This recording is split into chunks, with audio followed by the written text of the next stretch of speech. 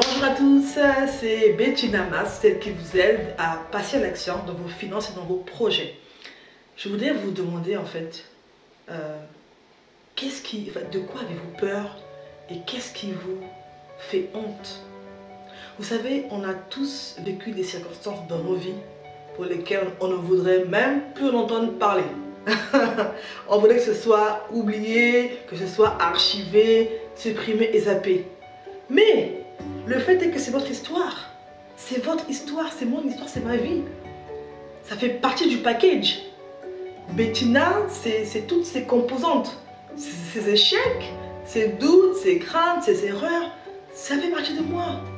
Alors, soit je l'accepte et j'avance, soit je me morfonds sur mon sort, je me plains et je n'avance pas en fait. J'ignore votre passé, j'ignore votre vécu.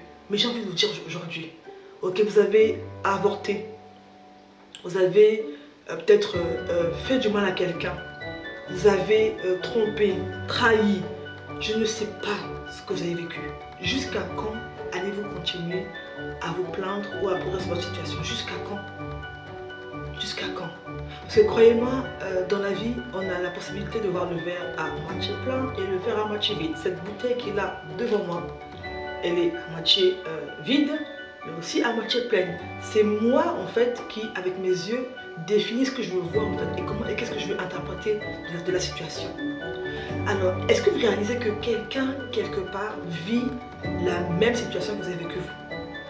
Quelqu'un traverse les mêmes difficultés que vous. Mais cette personne pense qu'en fait, il est impossible de s'en sortir. Elle se demande, mais par où vais-je commencer? Mais qu'est-ce que je vais devenir? Et votre histoire à vous peut vraiment l'encourager à tenir bon. Et oui, étiez-vous sans papier? Avez-vous, en fait, je ne sais pas ce que vous avez fait et donc vous avez tellement honte. J'ai envie de vous encourager à dire que le premier pas pour être libéré, c'est d'affronter, de se dire et d'accepter. Ok, j'accepte, d'accord, j'ai trahi quelqu'un, j'ai trompé quelqu'un, j'ai volé, ok, c'est vrai, c'est un fait. Je l'accepte. Maintenant, qu'est-ce que je décide pour aller de l'avant? Telle est la question. Telle est la question. Vous voyez, quand je regarde ma vie, j'ai vécu plein d'événements. Pour des ans, je ne suis pas fière du tout de cela, mais c'est mon histoire, c'est ma vie. Aujourd'hui, j'ai pris la décision en fait, de tirer le meilleur parti de mon histoire. Aujourd'hui, quand je parle de gens de l'argent, c'est parce que j'ai vécu en fait des circonstances par rapport à l'argent. Parce que j'ai vécu une vie où je me suis demandé, mais attends, mais finalement la vie sur terre c'est juste des factures et puis c'est tout quoi. J'ai crié, j'ai longtemps soupiré pour dire, mais il n'y a pas de solution pour avoir des finances saines et équilibrées. Quand j'aide les gens par rapport aux aspects de se connaître et d'avoir un regard sur leurs compétences, un regard valorisant, c'est parce que je suis passée par là. Je me suis toujours demandé, j'ai dit, mais pourquoi je fais ça? Pourquoi je suis comme ci, comme ça? J'ai passé 10 ans à m'interroger sur moi-même, à me dire, mais pourquoi je suis comme ci, comme ça? Un jour, j'ai dit, stop, je m'accepte tel que je suis. Et je peux vous dire que votre histoire fait la différence. Mais il faut l'accepter. Il faut le prendre tel quel. Parce que chacun de nous a une mission sur terre. On est appelé à parler et à aider un certain type de personnes. Mais comment allons-nous les aider? Comment allons-nous leur donner des clés si on ne sait pas nous-mêmes ce par quoi ils sont passés? Ah oui. Oui, ok, tu as été trahi, abandonné. Tu as peut-être même grandi. Tu as peut-être même grandi sans ton père et ta mère. C'est arrivé, c'est le cas. Alors, soit tu décides de te plaindre toute ta vie, soit tu décides d'aider d'autres personnes qui passent par là, en leur apportant de l'espoir. En tout cas, moi, c'est mon choix. Vous savez, j'ai vécu de ma vie des événements tragiques, comme les guerres, entre autres, où là, j'ai failli passer.